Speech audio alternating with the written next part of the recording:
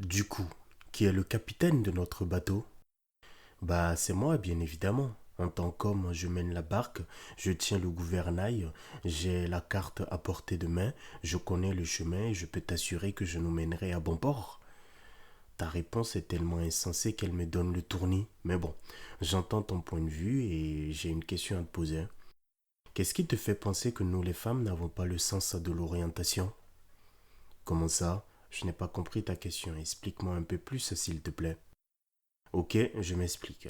Tu dis mener la barque, tenir le gouvernail et avoir la carte à portée de main. Donc, on est en plein dans la thématique du voyage, de la directivité et de l'orientation afin d'atteindre une destination qui se veut être commune. Mais pourquoi est-ce que tu t'auto-attribues le rôle de capitaine? Qui te dit que je n'ai pas assez de sens d'orientation pour tenir le gouvernail et mener la barque? Bah, parce que tu es une femme, ton rôle est ailleurs. Ok. Éclaire-moi s'il te plaît. Mon rôle se situe à quel niveau selon toi? Bah, c'est toi qui tiens la maison, prends soin du foyer, élève nos enfants, pendant que moi, je ramène des sous à la baraque et je mène la barque. Et cette vision de notre vie de couple vient de qui? De mémoire, on n'en a jamais discuté, donc je n'ai jamais validé cette idéologie. Pas besoin d'en discuter, ma très chère compagne. C'est une philosophie qui se transmet de génération en génération. Elle régit la vie de couple et permet d'y maintenir une stabilité pérenne. Elle permet également à chacun de connaître sa place et de s'y tenir. Paradigme intéressant, mais je n'y adhère pas. Pourquoi donc? Parce que toi et moi, au-delà de partager notre quotidien en tant que couple, nous partageons une notion universelle qui s'appelle l'humanité. Tu es un être humain au même titre que moi et on est au même niveau tous les deux, ce qui implique qu'il n'y a pas de rôle prédéfini ou attribué par défaut à l'un de nous deux. En me basant sur la définition que tu te fais de mon rôle, j'ai l'impression que tu m'attribues sans m'avoir préalablement consulté le rôle de femme au foyer, mais ce rôle n'est pas l'apanage de la gente féminine. Je suis d'ailleurs d'avis qu'au lieu de dire femme au foyer, que l'on utilise l'expression être humain au foyer, car en fonction des réalités et des configurations de vie, l'homme ou la femme peut jouer ce rôle. Mais s'il n'y a pas de rôle prédéfini, on va se marcher sur les pieds, non? Non, absolument pas. Et pour ton information, je n'ai pas de problème avec la notion de rôle. Il est important et permet à chacun de savoir quoi faire au sein du couple. Mais j'ai plutôt du mal à accepter des rôles définis en fonction du genre. Je trouve ça injuste et d'une certaine façon très irrespectueux. Par exemple, ce n'est pas parce que je suis une femme qu'il faut par conséquent m'attribuer le rôle de gestionnaire du foyer.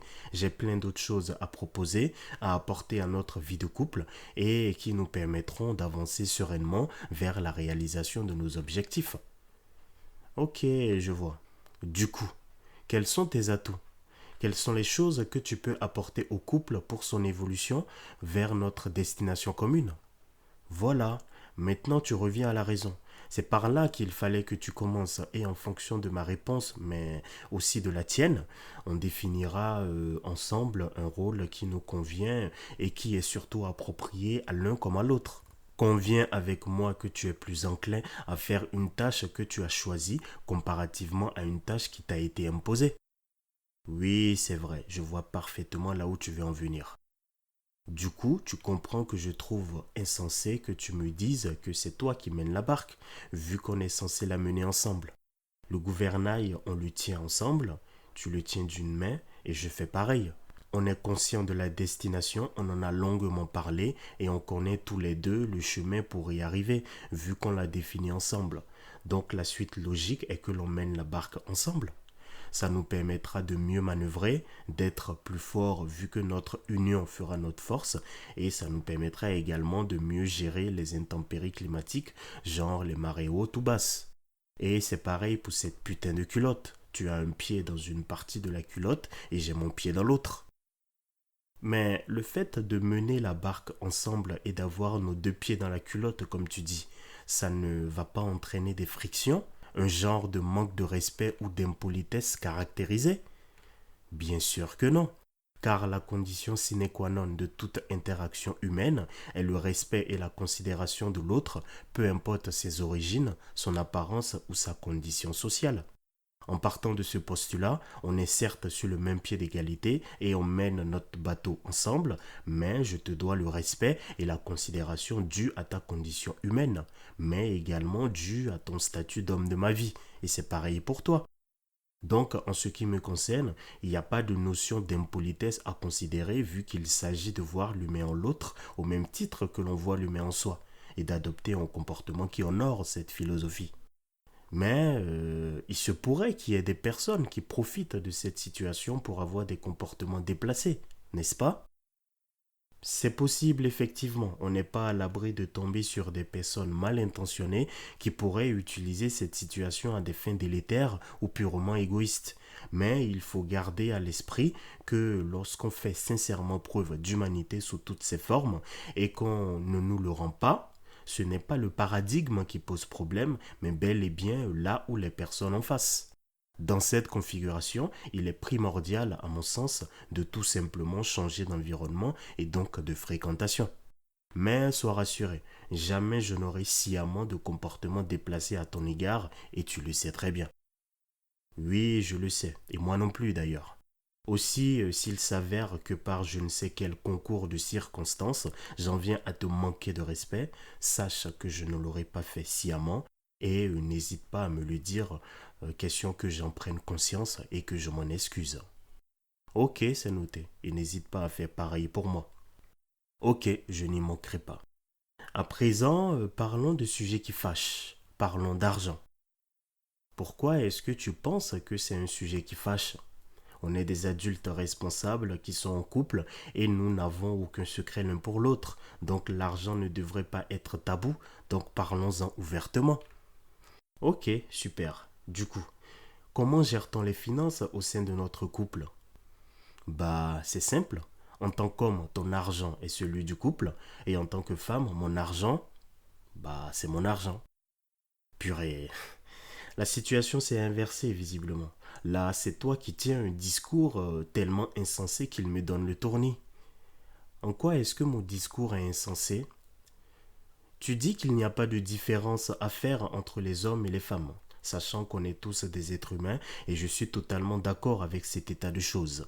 Mais grande est ma surprise quand lorsqu'on parle de finances, tu fais une différenciation entre ton argent et le mien. Mais ça a toujours été comme ça depuis la nuit des temps. L'argent de la femme est à la femme et celui de l'homme est au couple. Depuis la nuit des temps. Qui a décrété cette règle? Peu importe d'où est-ce qu'elle provient, elle ne me convient pas. Dans le microcosme que représente notre vie de couple, c'est à nous de définir nos propres règles. De mon point de vue, en termes de finances, il faut qu'on voit les choses comme si on était une entreprise. Je m'explique. Tous les membres de l'entreprise mettent leurs finances en commun afin de permettre à l'entreprise de grandir et de fleurir. En l'occurrence, les membres de l'entreprise sont toi et moi. En d'autres termes, il n'y a pas de notion de ton argent ou de mon argent, on dira plutôt notre argent, peu importe sa provenance. L'idée est d'utiliser ensemble cet argent pour atteindre nos objectifs communs, pour prendre soin de nos enfants et de notre famille. Intéressant comme philosophie, mais certaines personnes cupides, par essence, pourraient profiter de cette situation pour vider les caisses de l'entreprise par pur égoïsme. Aussi, cette façon de penser peut être problématique dans le monde dans lequel on vit. Ça pourrait être mal vu ou mal interprété, tu ne trouves pas? Déjà, en ce qui concerne les personnes cupides dont tu parles, il en existe effectivement. Mais, comme tu le disais tout à l'heure, quand tu fais preuve d'humanité sous toutes ses formes, ce n'est pas le paradigme qui pose problème, mais là où les personnes en face. Donc, il ne faut pas hésiter à changer d'environnement ou de fréquentation quand on n'est pas sur la même longueur d'onde. Il faut juste espérer que l'on remarque le plus vite possible les personnes en déphasage avec notre philosophie, question de pouvoir très rapidement agir en connaissance de cause. Mettre les ressources financières en commun est un des moyens d'expression de mon humanité, car ma vision du couple est simple. Il n'y a pas de toi ou de moi, il n'y a que du nous. Et je ne parle pas d'un nous qui va plus dans un sens ou dans un autre. Je parle d'œuvrer collectivement pour que chacun soit épanoui dans la vie de couple et ça passe de mon point de vue par le partage de tout, notamment des finances dans la transparence la plus totale. Ensuite, en ce qui concerne le qu'en dira-t-on, c'est-à-dire le jugement que pourrait porter la société ou le monde sur ma philosophie de vie, je m'en contrefous.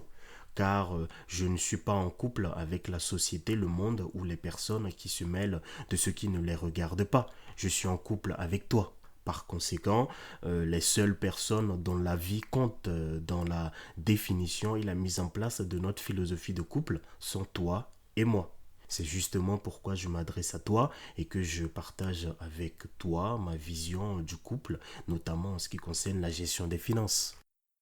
Ok, je vois, et je comprends de mieux en mieux. C'est vrai qu'il ne s'agit que de toi et moi. Du coup, la vie des autres n'est pas à prendre en compte. Mais j'ai quand même une interrogation. Supposons qu'il y a l'un qui gagne plus que l'autre.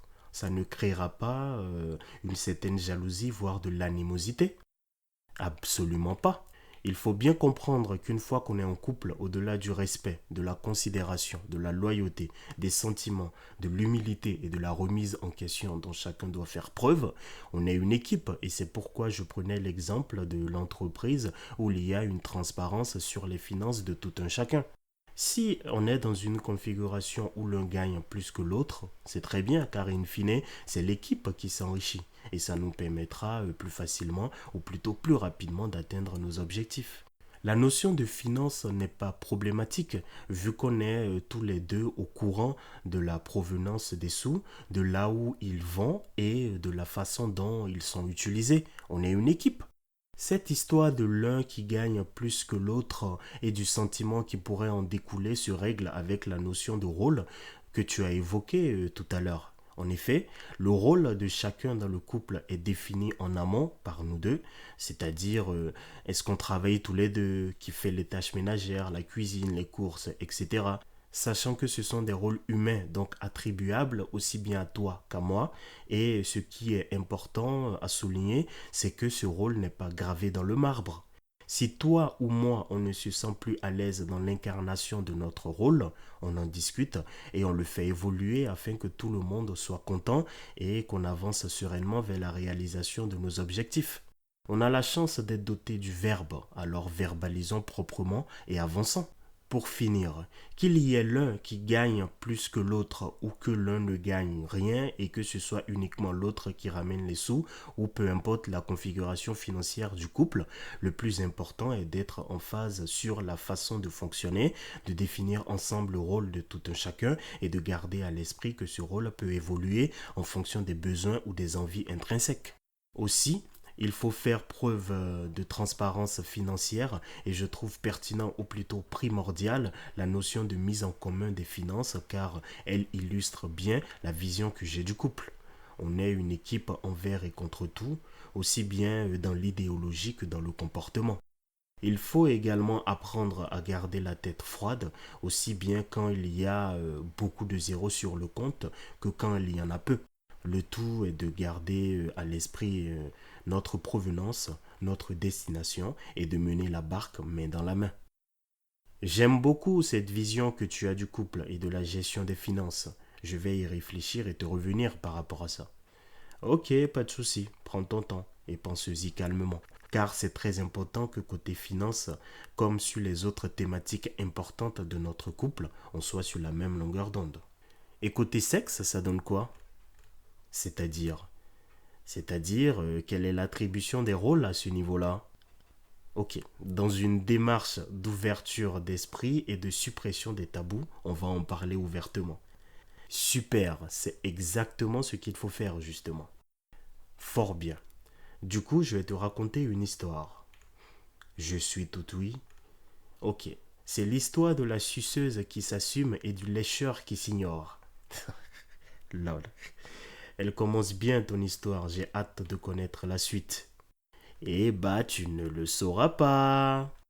Oh non, pourquoi est-ce que tu ne veux pas me raconter la suite? Bah, parce que c'est une histoire pour un autre jour, espèce de coquin, va. Eh ben, je patienterai. Je sais que tu patienteras et à juste titre, car cette histoire est non seulement édifiante, mais riche en rebondissements.